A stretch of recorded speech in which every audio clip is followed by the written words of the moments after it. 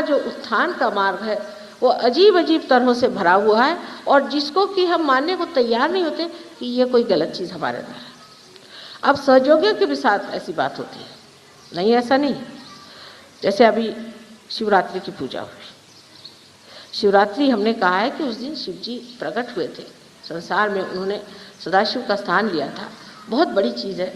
उस दिन आप उत्सव मनाओ, उस दिन कोई बड़े बाहर के दिन है, उसको खूब धूमधाम से मनाया जाए, बजाय इसके सब लोग उपवास करके आए।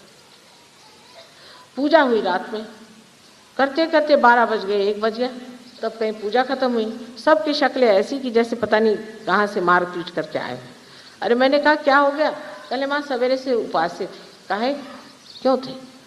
जब तुम सहयोग में आ गए तब तुम उपवास क्यों करते हो? जब मना कर दिया तो भी नहीं उपवास करेंगे, क्योंकि ये बाप दादाओं से सब लोग उपवास करते आए हैं तो हम भी उपवास करें।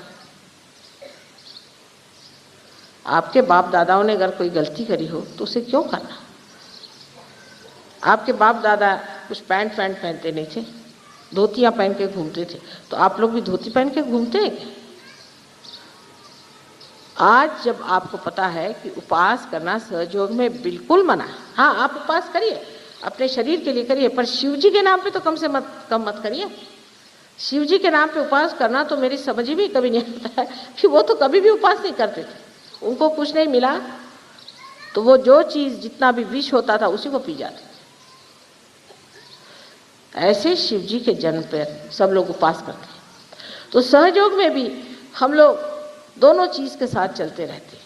वो ये कि हमारे जो पुराने गले में फंदे पड़े हुए हैं उसके खिंचाव में ज़रूर हम आ जाते हैं, और जब वो खींचता है तो फिर देखते हैं कि घोड़ा चला दूसरे रास्ते, और एक नहीं, अरे कोई बात नहीं, उसमें माँ ने कहा था ऐसा बात थी, ये करके और उस तरफ आप चले थे। वास्तविक में आप इस तरह से शिव जी का अपमान कर रहे हैं। जो लोग सहयोगी नहीं हैं उनको 100 खून माफ है, क्योंकि उनका संबंध परमात्मा से हुआ नहीं, उनको असलियत की मालूमात नहीं है, तो उनके लिए 100 खून माफ हो जाते। लेकिन आप जो कि सहयोगी हैं, वो जो सहयोगियों को जो चीज़ बिल्कुल मना है वो जब आप काम करते हैं तो उसका असर आप पे ज़रूर आता है, और उसके बाद 4-5 लोगों को हार्ट का ट्रबल हो गया। तब फिर मेरे पास आए कि माँ अब इतने दिन हम सहयोग में रहने पर भी हमें हार्ट का ट्रबल क्यों हो गया? मैंने कहा आपने शिवरात्रि के दिन उपवास किया था? खूब किया था। मैंने कहा फिर आप भोगी। आप शिव जी को प्रसन्न करिए, खूब जाके खाना खाइए। नहीं, डॉक्टर ने तो एकदम मना कर दिया है, डॉक्टर ने कहा है कि बस आप लेटे रहो, ये करो वो करो। मैंने कहा फिर डॉक्टर की सुनो या मेरी सुनो? सहयोगियों को पता होना चाहिए कि अब आप परमात्मा के साम्राज्य में आ गए।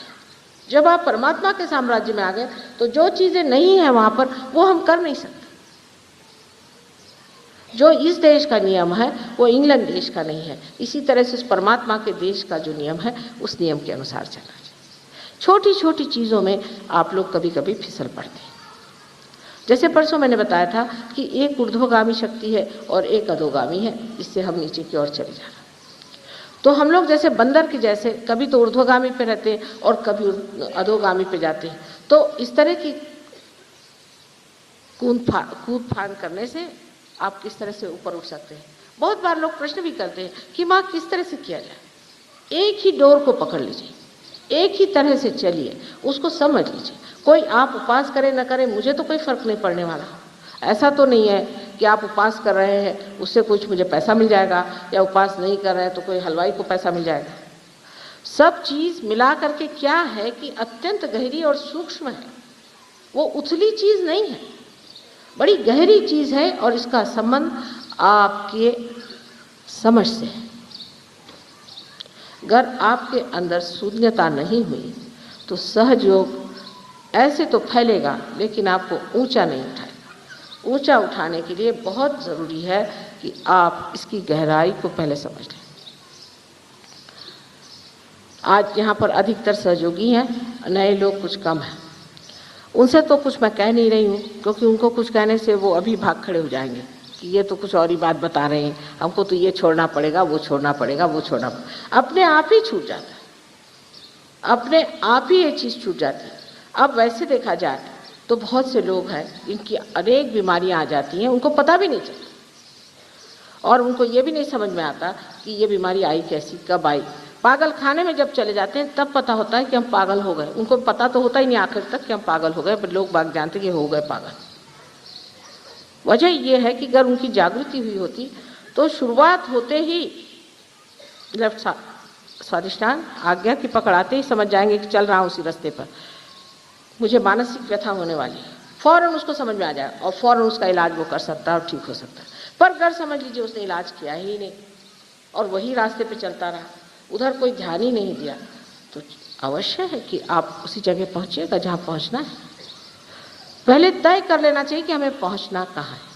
हमें पहुंचना है परमात्मा के साम्राज्य। वहाँ जाने के लिए पहले इंसान में आह्लाद होना चाहिए, आनंद आना चाहिए, उत्साह होना चाहिए। मरगिल्ले लोग परमात्मा के साम्राज्य में नहीं जा सकते, उपास्य तो बिल्कुल ही नहीं जा सकते, क्योंकि वहाँ तो खाने पीने की चैन है। अभी किसी माँ को दूध देना हो तो आप उपवास करिए। अगर आपको अपनी माँ को दूध देना है तो आप कहते हैं अच्छा आज मैं खाना नहीं खाऊंगा, हो गया, फिर माँ के लिए तो सारा दिन खराब गया।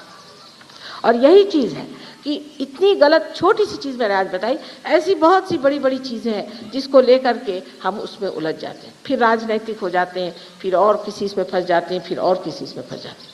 आप योगी जन हैं, आपके पास असंख्य शक्तियां हैं जो कि आप स्वयं उन्हें जागरूक कर सकते हैं और उनको इस्तेमाल कर सकते हैं।